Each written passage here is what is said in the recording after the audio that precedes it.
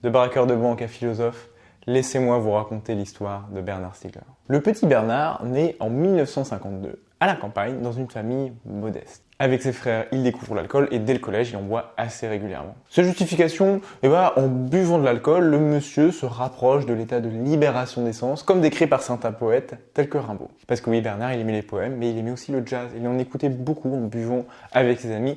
Et à l'occasion, il parlait un petit peu de philosophie. Par contre, l'école, c'est pas trop ça, quoi. Il se fait chier et il va même redoubler une classe. Voulant devenir peintre à cette époque, il intègre une section artistique au lycée. Là-bas, il va s'y politiser à toute vitesse et devenir communiste.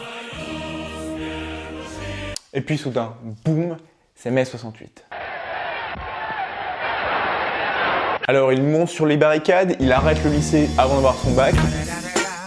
Et il a un enfant, une fille, Barbara Stiegler, qui est elle aussi aujourd'hui philosophe. Comme quoi les chiens font pas des chats. Sauf que les années 70, c'est des années assez difficiles pour Bernard parce que il n'a pas beaucoup d'argent, avec sa compagne, ils ont du mal à joindre les deux bouts. Ils se font expulser et ils iront fuir les huissiers en partant à la campagne. Et puis là-bas, Bernard, il prend goût à la vie d'agriculteur. Il se dit qu'il pourrait élever des chèvres, peut-être même toute sa vie. Bon, par contre, dans un petit coin de son jardin, il cultive quand même du cannabis, pour sa propre consommation.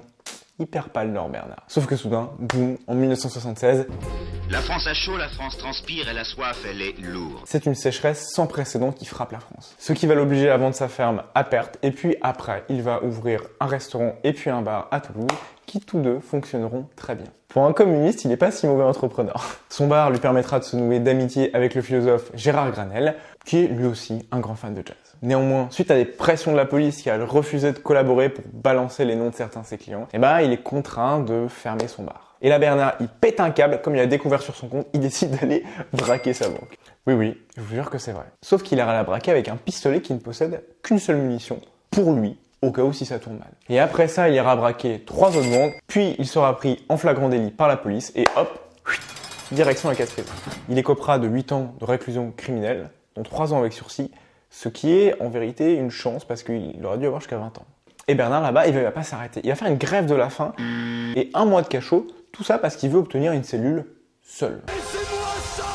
Bon, à cette époque-là, les prisons, c'est un petit peu différent d'aujourd'hui, parce que Michel Foucault, en 75, il tape un peu dessus, et les prisons ne sont pas du tout surpeuplées. Et son ami philosophe Gérard Granel fait des pieds et des mains pour avoir le droit de lui donner des livres. Et là-bas, en fait, en prison, il va découvrir sa vraie vocation pour la philosophie. Son ami l'inscrit à des cours par correspondance à l'université de Toulouse, et au bout de 5 ans, il ressort pour faire une thèse avec Jacques Derrida, avec lequel il avait correspondu depuis la prison. Bon, on parle pas trop de Jacques Derrida dans le cours de philosophie, mais il faut savoir que à l'époque, dans les années 80, c'était une rosta. Mais revenons-en à Bernard Stiegler. Puis après ça, il devient consultant, il va travailler comme directeur à l'INA, puis directeur de recherche dans plein de différents instituts.